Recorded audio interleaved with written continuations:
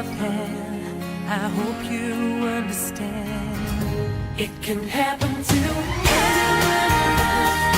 Anyone you think of, anyone can fall, anyone can hurt someone they love, who their hearts will break.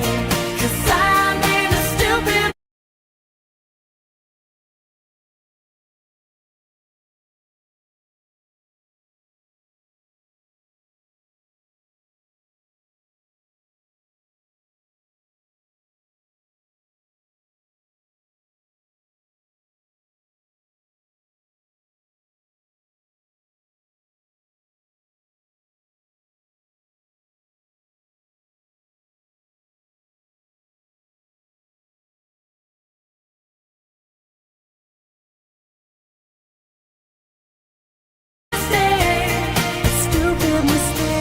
That's Gareth Gates. Any one of us, stupid mistake. 8:10 on your Tuesday morning. Thanks so much for having us on. It's the morning drive with the Flying Dutchman and Lavinia. We are live on Facebook and our YouTube channel with a very special guest, Daren Teo, the Pantry Boy. Hey! Daren, thank you so much for joining us on Pantry to Plate. Thank you for having me. I'm so excited to talk about food with you guys. Oh, we are going to have so much fun. And you started the whole Pantry Boy, that great series of videos. It's really to prove to everyone, right, that, even beginners can pull off very impressive dishes, that cooking doesn't have to be intimidating, even if you burn water. Which I do. Which everybody says he, yeah. I can't even cook water. But for those who are new to you, tell her, who is the Pantry Boy? Right, so the name Pantry Boy started because back during COVID, everyone has a COVID story. My parents do still run a dry goods store. And back during COVID, the supermarkets ran out of ingredients and rice. So we're looking at all of this leftover stock and we're saying how can we repackage this to sell to people? And that's why the name Pantry, the Pantry Boy for your pantry needs. Sure. That was the whole idea. And then we created the company, we created the company. The name was given by my then girlfriend, now wife. And then we started to build the website and we realized it's too expensive. We can't afford this. And then the next step came how do we market this business? Sure. And we realized it's so expensive to market through media. So then it seems like there's just too many hurdles to overcome. We shelved the project. And then, but a part of me always want to be what if the Pantry Boy doesn't sell your pantry needs, but he teaches you how to use your pantry items? And that happened about a year after we created the company. Really? I wanted to pick up a new skill. I left the kitchen due to an injury. I was feeling really down. I was trying to find what's the next step in life. All I know how to do is cook. Sure. So I looked up online. It seemed like learning how to film is an easy way to earn small amounts of money. You can help someone take photos, you can help someone take videos. Sure. So I bought a camera, parked it there for 6 months, didn't use it. So like everybody that buys a camera, just leaves it there. Yeah. And then one day I just told myself I can't keep giving myself the excuse of not trying or not doing anything. Yeah. I was gaming, and there's this game I was playing. I was trying really hard to clear it. I was if I were to put half that effort in the game, I should be alright. and then I was okay, let's learn how to film. I don't know what to film. Then let's go to what's most comfortable and let's film myself cooking. Because I can cook. I know I can cook. And that's the easiest part. And then that's how the whole thing started. Because you have culinary background, right? Yes, I do. Yeah, you were trained as a chef. Yeah. Okay, let's talk about the trained as a chef when we go onto Facebook Live. 1FM. So what was that formal training?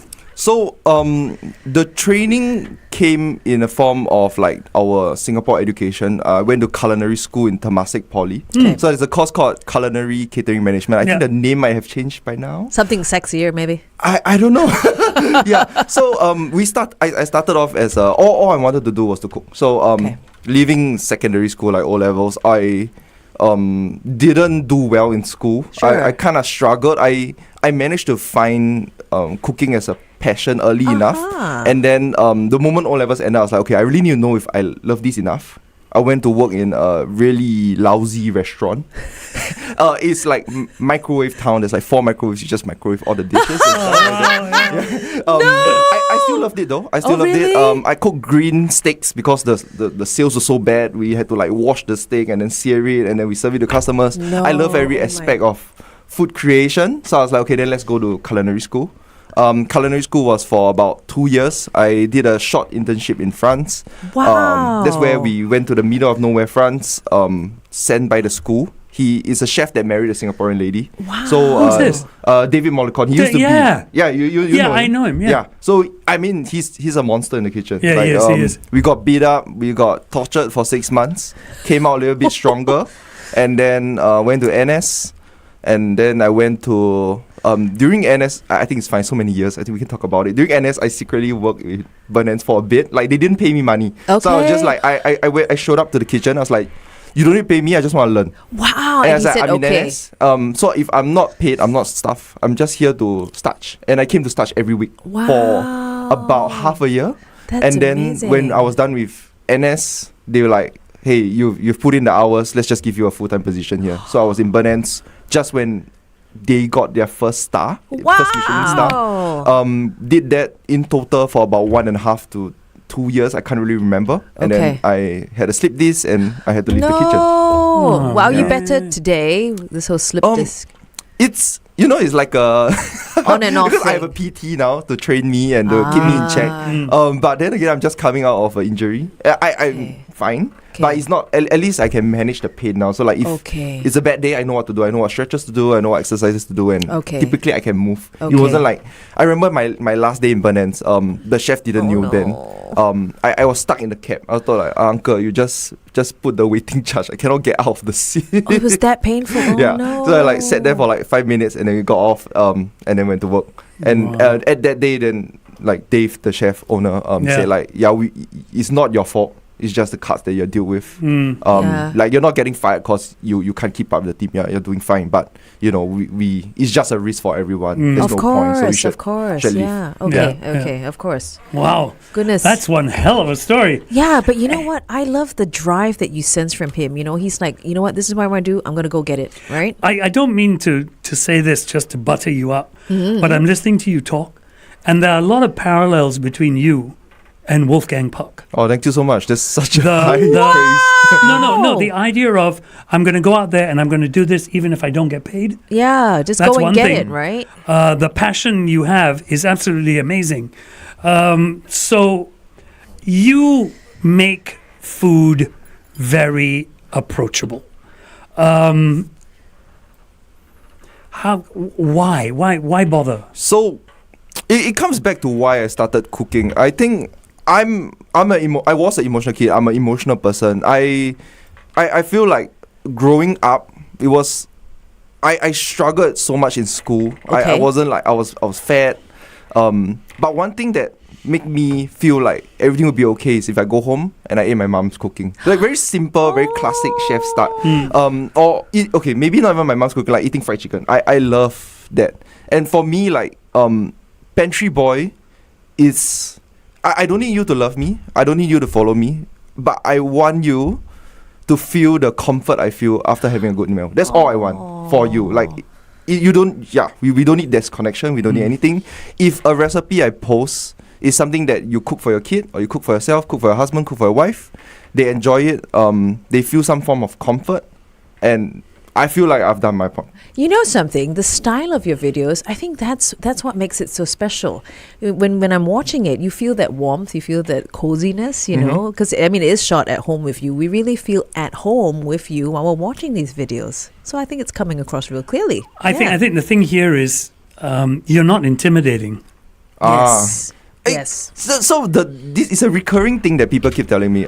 They say I make a complicated dish look a bit simpler. I might be jumping through your questions, but I mean, this is come up to me so many times. Okay. I think the approach for me has always been, I didn't grow up smart. I struggled in school, so it's the approach of if I can do it, I'm sure you can do it. Like guys, you got it. Like come on, I can't count. I can't do it languages. It's not hard. Every recipe, let me break it out. It's just a shake, a stir, a mix, and then optionally some heat.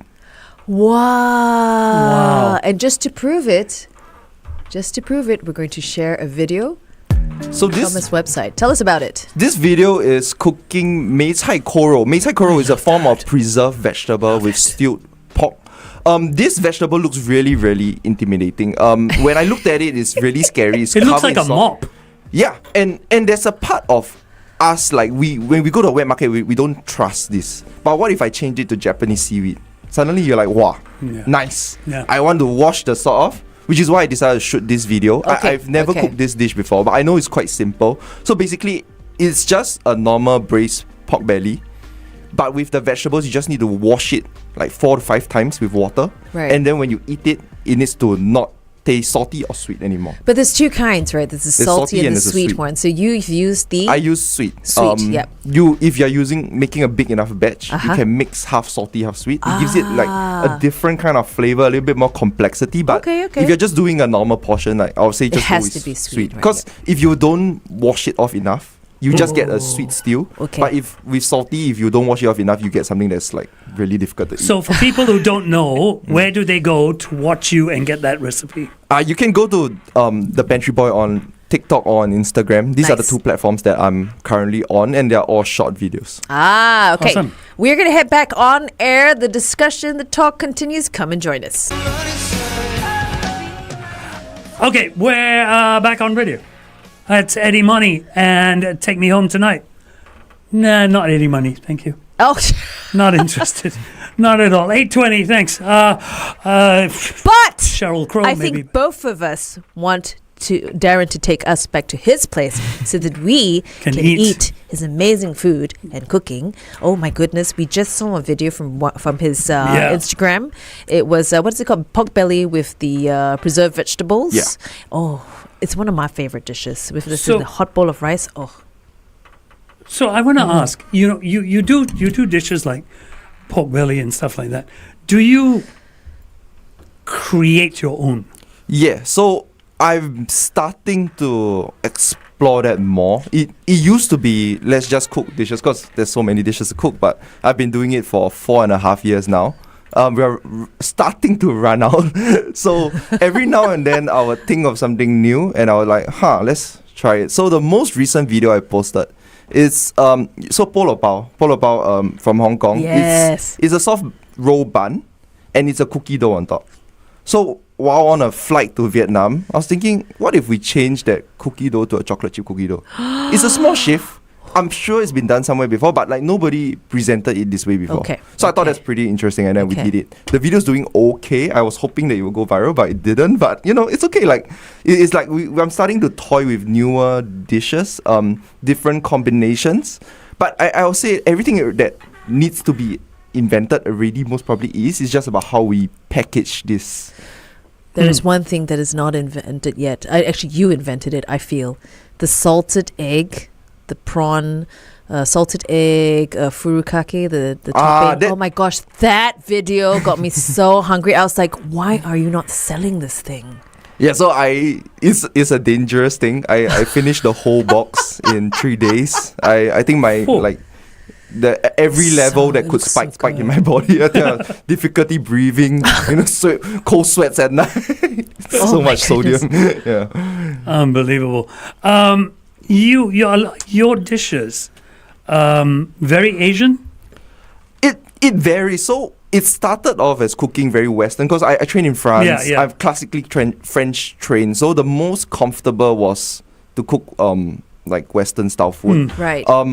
It was a promise I made myself back when I was an intern in France, way before any of this, was that I remember when we were in the kitchen and then my chef was like, oh, you should cook chicken rice for staff meal. And I don't know how to cook chicken rice. Like, it was really like, oh, okay. Then I was like, I don't know how to cook. Then you know how to cook nasi lemak? I don't know. Then come, I teach you. So a French guy in the middle of France taught me how to cook nasi lemak. And then he said, the only thing we don't have here is pandan. I think the Yeah. assumption here is that, that same sort of stereotype, every Asian knows Kung Fu. Same Yeah. thing. Like every Singaporean should know how to make Yeah. chicken rice and nasi lemak. And they're like, oh, you don't know how to make? come on, man. Not all Asians are the same. Yeah. Stop it. So it came a point where I was in front. I was like, okay, I really need to learn how to cook like local Right, dishes. right. Which is why when I approach content, I actually became like, I would say globally famous first. I have a big audience in America, in the UK. Really? But it reached a point where I was like, I wanna, let's talk to the Singaporeans. I don't want to change my accent anymore. I want to Okay. speak like a Singaporean. I want to let you know that I'm Singaporean. Okay. So I started doing more like local dishes. And as time progressed, I feel like it's now like a mix of about 50-50. It's more of like what I want to eat that day. Okay. Yeah. It's Good interesting. balance. The thing I've tried to find, and I can't find decent videos on it really, is yours are very good. Your local videos, very good. And I've seen some Western ones that I think are very good. What's missing is Eurasian food. Step up to it, FD. Me, Yeah. I burn water when I boil it. What are you talking about? We're going back onto Facebook Live. The Morning Drive. So here's the thing, right? So you're saying about Eurasian food. Okay. And I'm talking about things like mince and rice. I'm talking about corned beef and rice. I'm talking about that kind of stuff. I'm not talking about your devil curry. I'm not. I'm talking about the stuff grandma used to cook at home. Yeah. Nobody does it. It's hard. I think, so one of the things is Eurasian birthday noodles. Yes. Right? Yes. Yes. You get excited about it. I tried to shoot a video about that. I think it was like last year. Yeah. And how did it go? I can't find a single written recipe. It was purely vibes. I went to what's that Really? establishment? I think they recently just closed, the Eurasian Association? No, oh. restaurant. Quintin's. Are they still around? Yeah. Oh, yeah. Quentin's still around. Yeah, there. so I went to Quintin's, had a portion. I was like, okay, it seems pretty straightforward. Yeah. And then I just agak it. It's not. Yeah, it's not. yeah, it's kind of lost. I think the community is really small. know? Would you ever consider getting a Eurasian auntie into your video and she teach you? Yeah, I mean, those are more than open to. I love to learn. I love the history of food. Something that, you think about it. Every culture has a form of fried meat with curry. Aha, that's Japan? true. Yeah. The Yeah. the Hainanese, That's the true. Eurasians have something like that. Yeah. So I to me it's always like there's no such thing as original. There's no such thing as the authentic version, but there's Right. always your version. Your version will be different from my version. Yes, yes. And if you become famous enough, or if I become famous enough, that becomes status quo. Yeah. Right, So, like- right, Actually, right. I know someone who can teach you how to do this. And not even an auntie. Vanessa Bodwin, you go and contact this man, you teach him how to cook all the Eurasian food. Oh, okay. There you go. Look at us setting up deals Setting up deals for you. air and stuff, We're setting up right? deals for you, to be honest. But how would the Eurasian community react? Are they okay with like a non-Eurasian, showcasing the dishes? I think the Eurasian community is about, sharing. it's about mine and yours. Mine is always better. Oh, same like Pranakans Same lah. like Pranakans, I know. Mine's always better than yours. But they would not be adverse to someone learning their food. Okay. You know what I mean? Especially if you do it well. Oh. So they wouldn't be adverse to it. Yeah. So, Okay. Vanessa, get on it. So your project for 2026, yeah? We just Okay. ambushed him. Okay. Ain't that the truth? I've got the next Yeah, question. okay. So, how do you manage to kind of like simplify all these recipes in the first place? Because some of the recipes, like, you talked about the Eurasian birthday noodles and all that, sometimes it's hard to simplify. How do you do it? Or what is important to you in this aspect? So the one thing I hate is secret recipes. I hate do you people mean? trying to say like, oh, ours is special because of a secret recipe. To me, it's never recipe, it's technique. So for me, it's like Okay. showing the technique is the most important part of any video. Right. My recipe measurements, to be honest, are not the most accurate because it's a lot of vibes. I'm like 20 grams. Let's just put it there. but the techniques are always true. So if you see like French onion soup, caramelization of onion is the most important thing. Everything else is beef stock, is the caramelization of onions. You got to Okay. go low, you got to go slow, you got to add butter. So you again, gotta let that, technique. sweeten slowly, and then you get that nice finish. This technique is hard to convey in a video, but Yep. to me, it's like there's no point in saying, oh, you need to add this, add that, and then it's a secret recipe, and then this is how you make it. To me, it's like you don't need any of that. Everything is simple. Just focus on the technique. And I think Okay. that's what people realize now when they watch the videos. Like, oh, actually, a fried noodle is not that hard to make. That's good to know, because it brings us to my next question. A man can burn water. Be honest, can someone like FD actually start cooking with your simple recipes? Yeah, I mean, what's cooking is cooking, when we think cooking, we think Yeah. fire first, right? Yes, Yeah. yes, yes. But it doesn't need to be. It could start with a salad. That's Ew. the start. Like when you go to culinary school, you think we could cook. The moment we started culinary school, 3 people cut themselves opening up the knife bag. No. Yeah, so there's time for everybody. There's a chance for everybody. It's not hard to learn how to chop something. It's not Okay. hard to learn how to make something. Okay. And the moment you make something, and then you're like, I want to add some chicken to my salad. You can go to cold storage, go to NTUC, get a pre-marinated thing, air fry it first, and then you see like it's steps. It's Little baby steps, right? Yeah, I mean, baby you steps. started with the microwaves, Okay. right? Way Yeah. back when you first got into cooking, right? But here's the thing. What?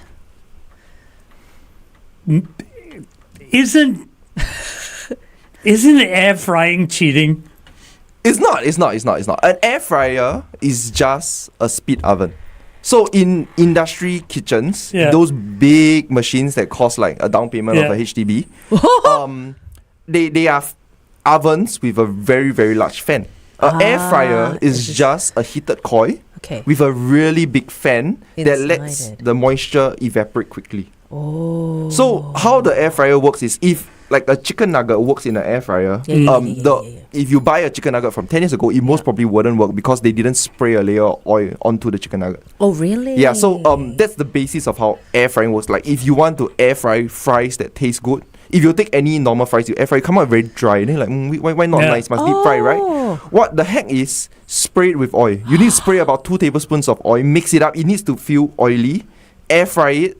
Halfway through, spray with oil again, and then mix. It's not going to be deep fried. It's not going to be deep fried, but it's going to be really close. I can already get a sense Oh. of how this segment Wow. with Daren from Pantry to Plate is going to go. Look at that. He's already shared such a key hack. Yeah. Because I use my air fryer, right? Mhm. And I was thinking to myself, do I have a 10-year-old nugget in my freezer, right? That I can test this out.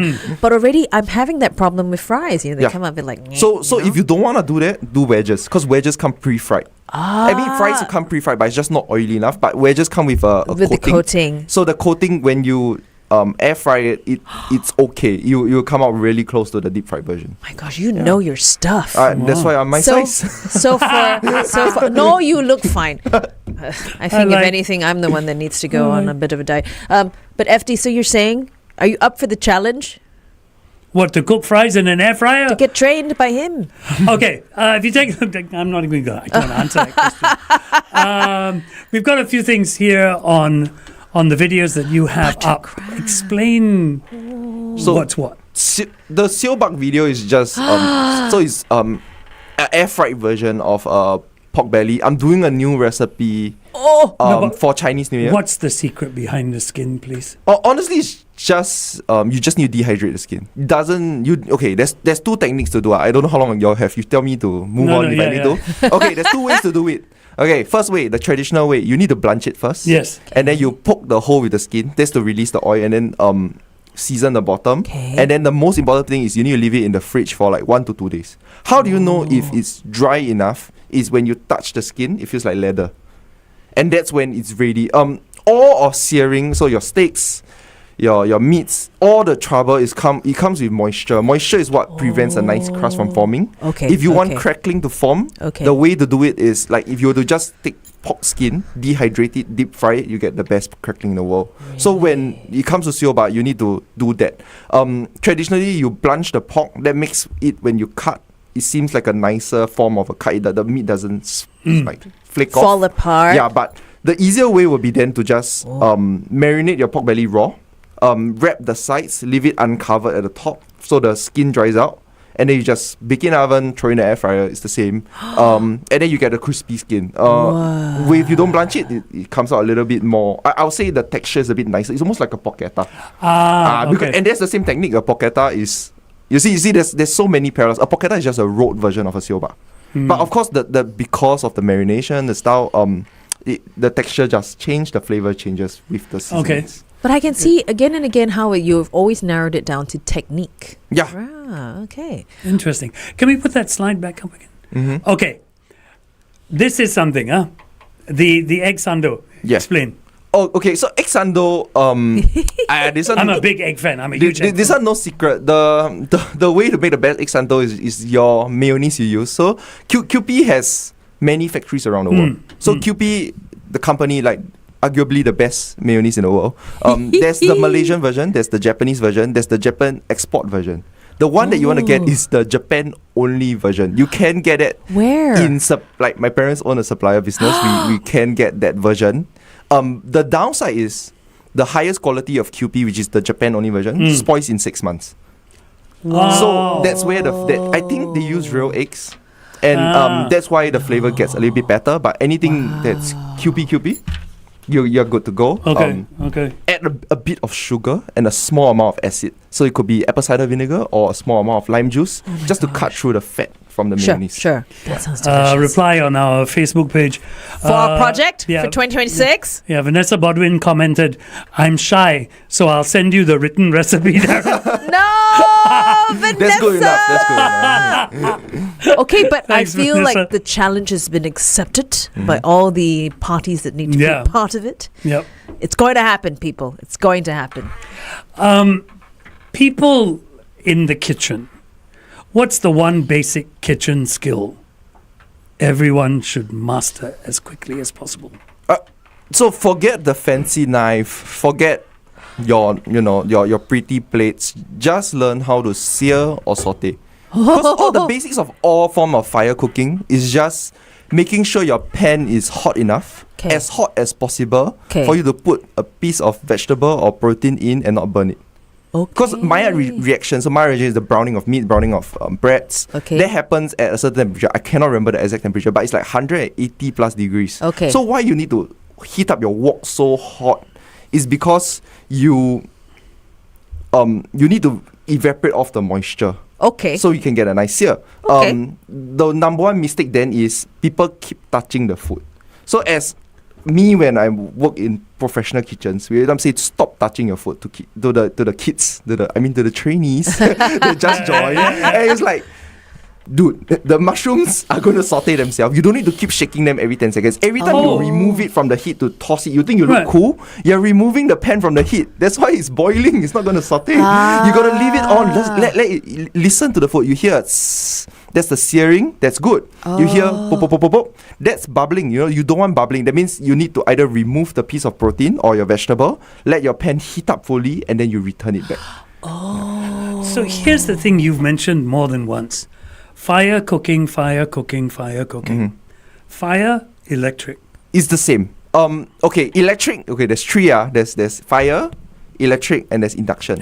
Electric is kind of phased out because it's really slow. Yeah. So induction versus fire. People always say fire hotter, fire got taste. Is BS. It's not true. Why? So induction is the most efficient way to transfer heat, and it gets hotter than fire.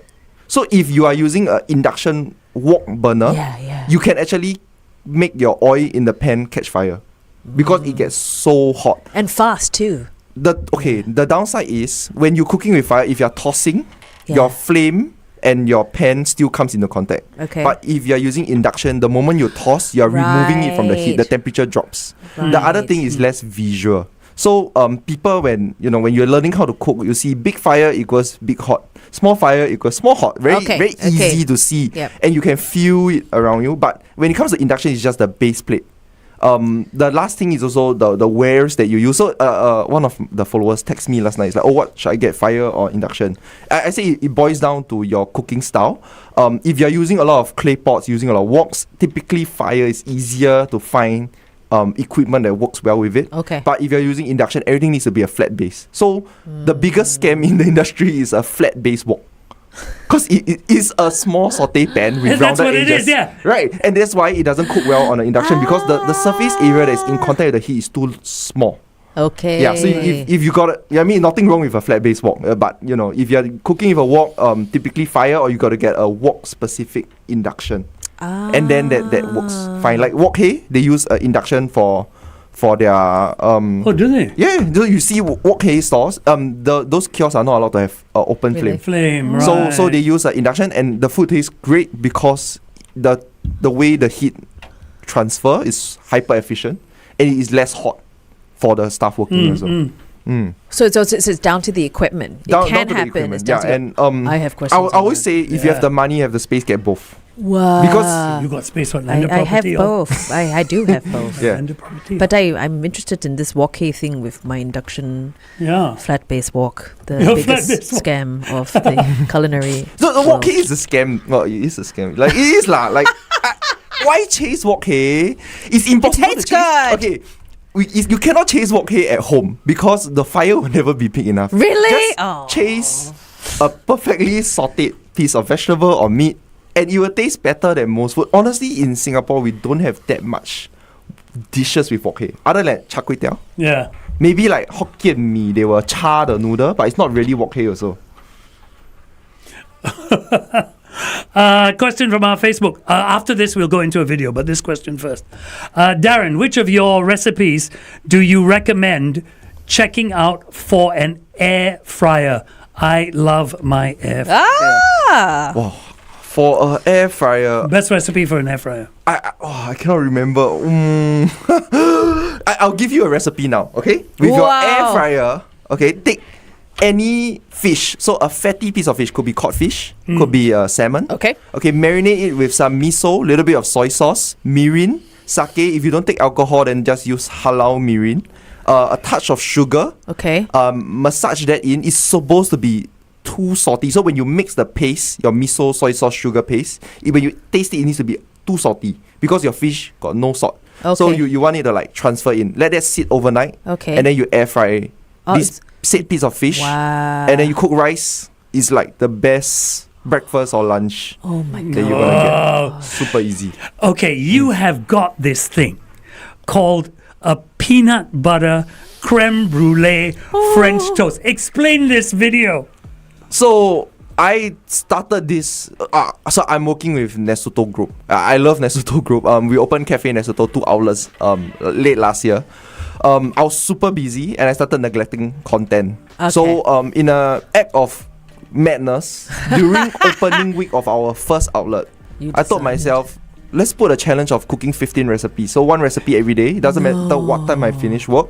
I will go home, film, edit, and post. It's just to You're like, mad. do I love this enough to do it? Okay. So I did it. This came like I was super tired. I just needed something sweet. I usually go for a peanut butter sandwich. Just like, oh, what if we French toast it? Because I was having one of the chats with my friends, Chef Shen, and she was saying like she was poking fun at me, saying I don't cook French toast for her. And then I was like, oh yeah, if we combine these two. And then when I looked at it, so it was actually done. I looked at it, I was like, I think it needs more sugar. So That's great. add sugar on top, brulee it, and then you get if you do it right, it's a mixture of soft. You get the banana inside, and you get a crunch. Oh my goodness, That's crazy. insane. We're going back on air.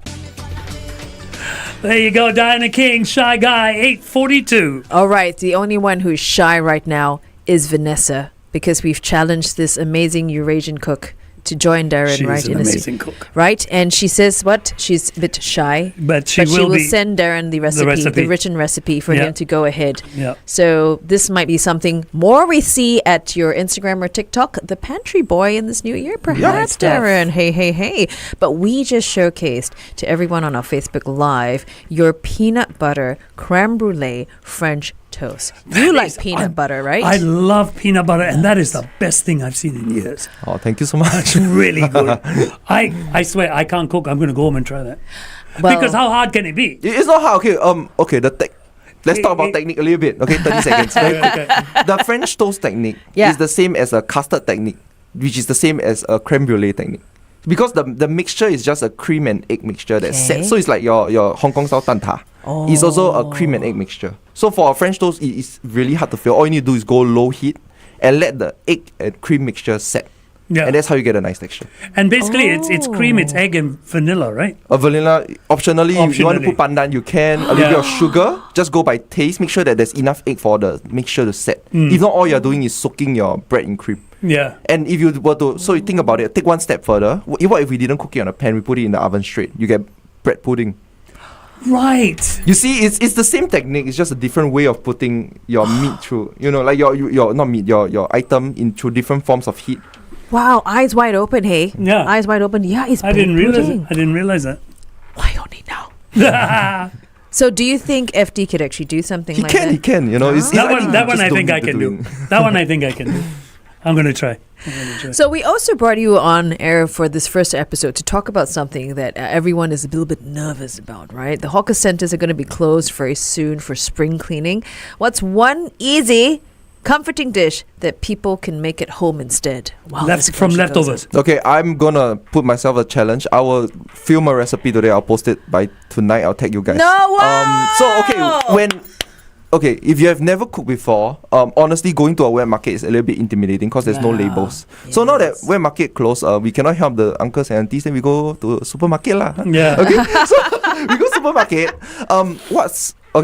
If you have never cooked before, it can be intimidating. But I'll say just start with a simple stir fry.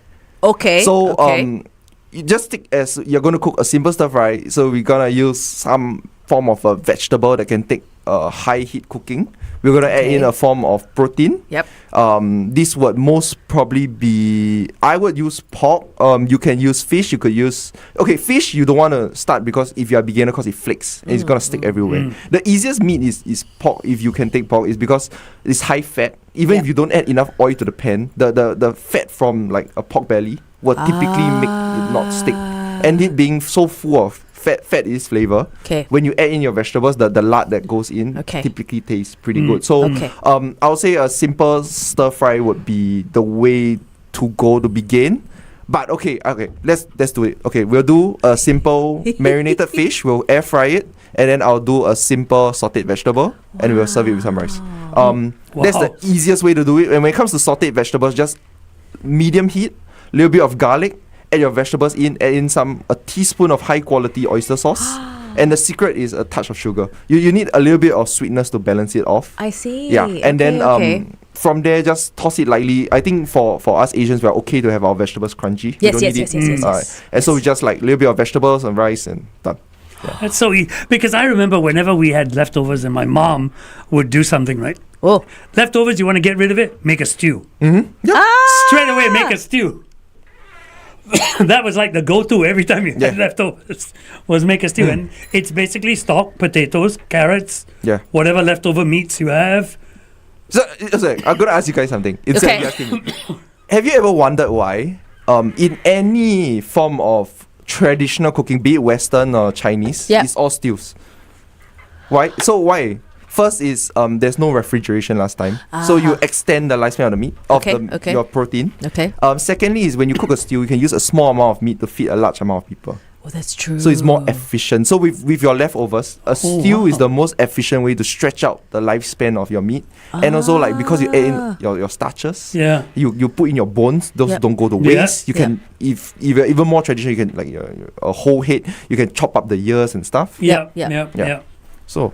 That is amazing. Awesome. We're jumping back on Facebook Live, but we're going to wrap things up on air. So, Daren, thank you so much for coming on our episode 1 of From Pantry to Plate. Thank you for having me. We are going to see more and hear more from Daren. But now let's jump onto Facebook Live and talk about those Christmas leftovers, shall we? Morning. Traditionally, when you have Christmas leftovers, people think devil curry. Is there any other stuff you can do?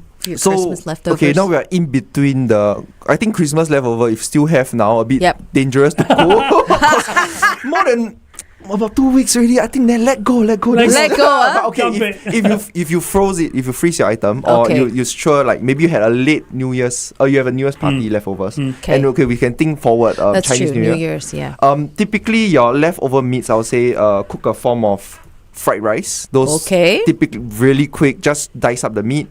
At this point, you're cutting it small, so even if you overcook it, it's not gonna be too tough. You see, or you said, make a stew. That's like, any kind of like if you got pork, beef, chicken, dump it all in. Add some water, let it boil down, add some vegetables in. If you want to do something pretty unique, what you do is you braise it until the meat starts falling apart. If there's a bone, remove it. Then add in a cup of washed rice in. And you get one of the most amazing porridges. So porridge or congee, it doesn't need to be cooked with Chinese ingredients. You can even cook congee with butter. That's like risotto, isn't it? Oh, right, of course, yes. So if you were to use a you're Japanese style short grain rice, the starch content is actually high enough for you to replicate risotto texture. This was done by Napoli Mafia in the season 1 of the Netflix show. And then for in Nesotto, we like Cafe Nesotto's risotto, we use Japanese rice. I see. Yeah, the starch content is enough. Okay. Oh, and also Daren's like fried rice at Nesotto, the crab one, is really good. No. So so it's funny. Everybody thinks it's fried rice. It's just It's not fried rice, right? It's just it's just cooked. So it's just cooked Japanese rice with scrambled eggs on top. Yes. And ikura. So why people like it? The secret is okay lah, just share lah, never mind lah. We made a traditional because even if I share, nobody want to do it. We make a traditional style yakitori tare. What a tare is basically chicken stock, but instead of using water, we use soy sauce. So you grill chicken, and then you cook it down with soy sauce, a little bit of sake, a little bit of mirin, let that simmer for 4 hours, and then we layer it on top of the rice. So it gives it this very unique depth of flavor, and that's why kids go crazy over it, because it's sweet, it's salty, It's so it has good. that natural kind of meatiness to it. Yeah. Let me tell you, I have 3 sons who are now his biggest fan. So when I went to Nesotto, right, to check, he's like, oh, you have 3 boys, you gotta order this. And I was like, oh, okay. So I ordered it, right? And then my sons were like, oh, they didn't even share me, you know? They didn't share me. That's what Usually happened. I mommy text them, I'd be like, come on, mommy text, let me try them out. They're like, no. No, this is... And then they asked, they say, when are we going again? I'm just like, dude, Sila, what have you done, Daren? this is what happens when you have boys. Yeah, sorry, I didn't mean to call it fried rice. To me, it's like, it's the. But it looks registers so as fried rice because of the egg and the rice, and the soy sauce. Yeah, so it's fine. Yeah. What's your personal philosophy when it comes to cooking? For me, the older I get, you're gonna beat me for saying the older I get again. But okay, the older I get, I'll say keep it simple. Okay. Not everything you cook at home needs to be the flavor bomb. You know, it just take food. Like this is my 2026 resolution. Is take food as nourishment. It doesn't need to be so much flavor at one go. There's beauty in simplicity. There's beauty in just a simple steamed vegetable with a little bit of sauce. For me now, it's just keep it simple. Don't try to like stack your crab with your chicken with your beef. You know, like if you're hosting a party, keep it simple. If you're gonna cook crab. Yep. If you're gonna cook chicken. Don't need to over give, because sometimes too much of a good thing makes you sick, and it makes you not enjoy the meal as much. So even if it's a dish, keep it simple. You don't need to stack too much. Right. Others, like we Pranakan say, very jelat. Jelat. Right? Interesting question, because you actually brought it up. You shared with us, right, FD, about how people are actually cooking their Christmas tree. Yeah, they You do. know about it, Daren? Yeah. Please don't do it if you're in Singapore. The Christmas tree already sit the ship or the aeroplane from don't know where. And I love cooking so much that back when I was in France, we used to cook with pine cones and pine trees. They are high in oil, so they catch fire. A pine cone can set a fire because of how much oil it has. So it's a fire starter in France. So you're saying that it's dangerous to cook with? Not dangerous, but I'm saying that I have cooked with things like that. But the thing about your tree is it's been sitting out for so long. I don't know if they sprayed anything to keep the longevity of the tree. So you kind of don't want to mix that with water. You might consume something I wouldn't advise it, but if you're based overseas and like it's fine to eat the sprouts, you can put like I think it's not pine, but there's a certain type of Christmas tree that you can pluck the tips and you can use it in salads and stuff like that. Really? But that's because it's like it's I mean, if you want to do that, then go to the market, buy the banana flour, learn how to braise it, or learn how to make a salad with it. Because that's like equivalency, you know. Like, okay. Shop locally. You can do it with jackfruit. Okay. You know, that I would say your Christmas tree, like, it's okay, it's January, let's move on to Chinese New Year. So use the pussy willows from the... No. Oh, for goodness sakes. Okay. No, the pussy willows are not used for that. They're used for cleaning the ears. Okay, before we end, quick fire questions for you, Daren. We ask you 3 questions, you give us 3 quick answers. Okay. Okay, knife or pan, which matters more? The pen. One ingredient you always have at home. Butter. I was going to guess rice for you, but Yeah. okay, butter. Okay, butter okay, is okay. the leveler of all ingredients. Okay, this one's not a quick question. Best butter to buy? Best. Wow. I really love Body, but I love President more. I use So President cute. L. Okay, I okay. use President L. Worst kitchen habit people should stop. Okay. Last question, right? Okay, quick one. Stop saying when you host somebody. Stop saying you don't know how to cook. Stop saying your food not nice. Let me decide. So the kitchen habit is like you cook, you have someone over. It's typical for an Asian household to be like, oh, I anyhow cook or I don't know how to cook. Okay. Right. It frustrates me. It's like imagine me coming to your show and say I don't know how to talk. Yeah. Like of course I can't beat you guys at talking, but I should be doing alright. Okay. So Yeah, yeah, most food when you cook, if you're gonna cook. Don't say it's not nice. Just let people decide. Okay. Good one. Okay. So FD, no more from you, okay? Okay. No more saying like you can't cook. I can cook. Say it with pride. I burn water well. you I know? burn water well. Yeah. Okay. Rice is for what? Sorry? Rice is for what? For drying your phone when you drop it in the toilet bowl. I knew there was something. All right. What a successful first episode Absolutely. from Pantry to Plate. Darren, we're going to see you very, very soon. You can't run. You can't hide from us. And until you for then, having me. everyone, please do follow, go and check out his accounts on Instagram and TikTok. Look for The Pantry Boy. Thank you, Darren. Thank you. Thank you.